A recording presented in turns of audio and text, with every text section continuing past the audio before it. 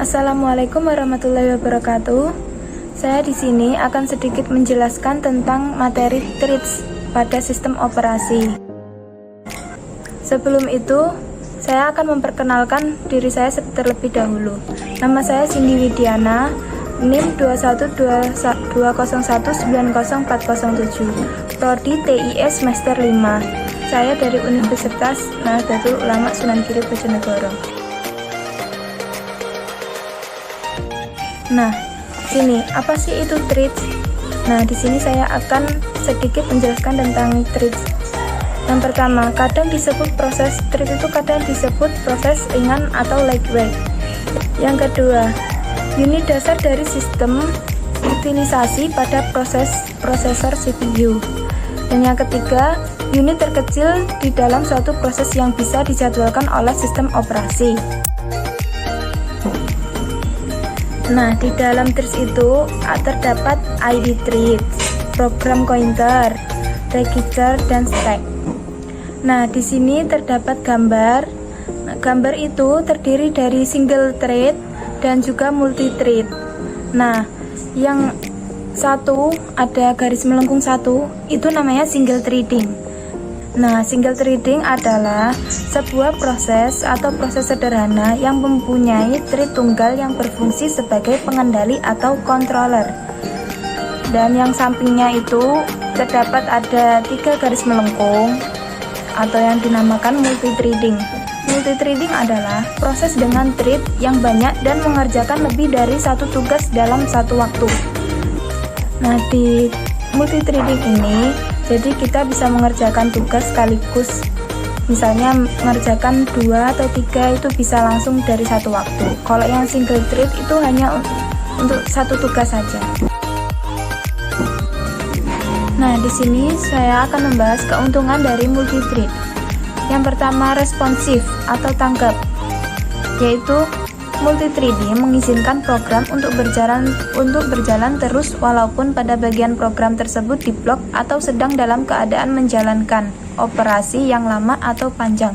Sebagai contoh, multi-thread web browser dapat mengizinkan pengguna berinteraksi dengan suatu thread ketika suatu gambar sedang di-load atau di-load oleh thread yang lain. Yang kedua, pembagian sumber daya. Secara default, thread membagi memori dari sumber daya dari proses. Ketika thread berjalan pada data yang sama, thread tersebut bisa berbagi cache memori. Yang ketiga, ekonomis, yaitu mengalokasikan memori dan sumber daya untuk membuat proses adalah sangat mahal. Alternatifnya, karena thread membagi sumber daya dari proses, ini lebih ekonomis untuk membuat threads.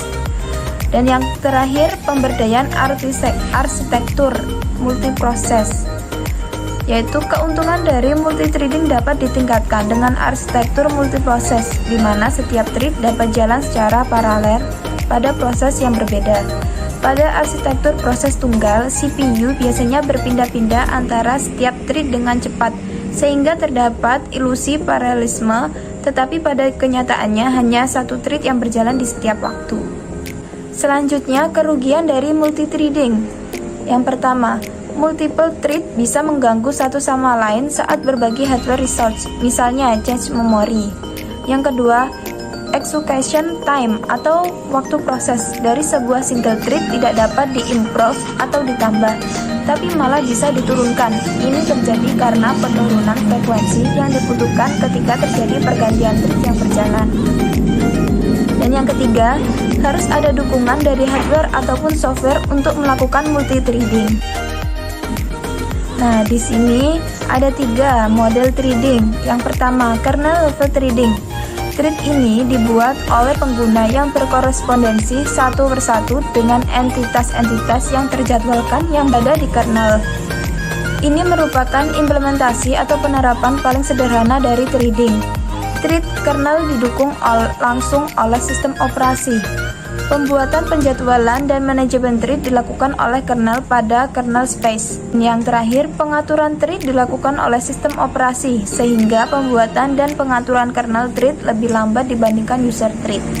Keuntungannya adalah thread diatur oleh kernel, Karena itu, jika sebuah thread menjalankan blocking system call, maka kernel bisa menjadwalkan thread lain di aplikasi untuk melakukan eksekusi. Keuntungan lainnya adalah pada lingkungan multiproses, kernel bisa menjadwalkan thread-thread pada prosesor yang berbeda.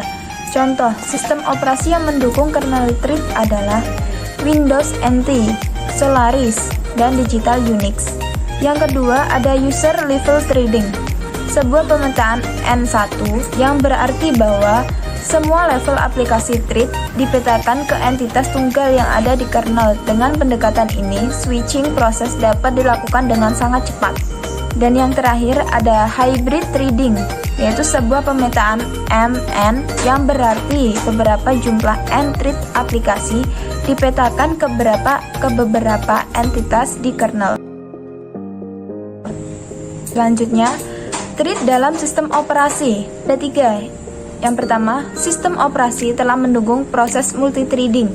Yang kedua, setiap sistem operasi memiliki konsep tersendiri dalam pengimplementasinya. Dan yang ketiga, sistem operasi dapat mendukung thread pada tingkatan kernel maupun tingkatan pengguna. Nah, di sini ada 3 model multithreading. Yang pertama, many to one. Many to one memetakan beberapa thread tingkatan pengguna ke sebuah thread tingkatan kernel. Yang kedua, pengaturan thread dilakukan dalam ruangan pengguna sehingga efisien. Yang ketiga, hanya satu thread pengguna yang dapat mengakses thread kernel pada satu saat. Nah, di sini ada contoh gambarnya. Jadi ada beberapa user thread bisa dijadikan satu. Nah, itu namanya kernel thread. Nah, itu namanya many to one. Nah, tapi di sini model many to one ada kekurangannya nih atau kelemahannya. Yaitu menjadi efisien, tetapi apabila sebuah thread melakukan sebuah pemblockingan terhadap sistem pemanggilan, maka seluruh proses akan berhenti atau block. Nah, di sini yang gambar tengah ada one to one, yaitu memetakan setiap thread tingkatan pengguna ke thread kernel. Yang kedua, model ini menyediakan lebih banyak konkurensi dibandingkan model many to one. Nah, di sini ada gambarnya. Nah, lalu kelemahannya one to one yaitu setiap pembuatan user thread membutuhkan pembuatan kernel thread yang dapat menurunkan performa dari sebuah aplikasi. Sistem operasi yang mendukung one to one model adalah Windows NT dan US 2. Nah, selanjutnya many to many mengelompokkan banyak thread pengguna untuk dipetakan ke thread kernel yang jumlahnya lebih sedikit atau sama dengan tingkatan pengguna. Lalu, mengizinkan sistem operasi untuk membuat sejumlah thread kernel. Sistem operasi yang mendukung model ini adalah Solaris, Arix, dan Digital Unix. Nah, di sini dulu penjelasan dari saya. Mohon maaf kurang lebihnya. Saya tutup. Wassalamualaikum warahmatullahi wabarakatuh. Jika ada pertanyaan bisa kirim di kolom komentar. Oke, see you next time.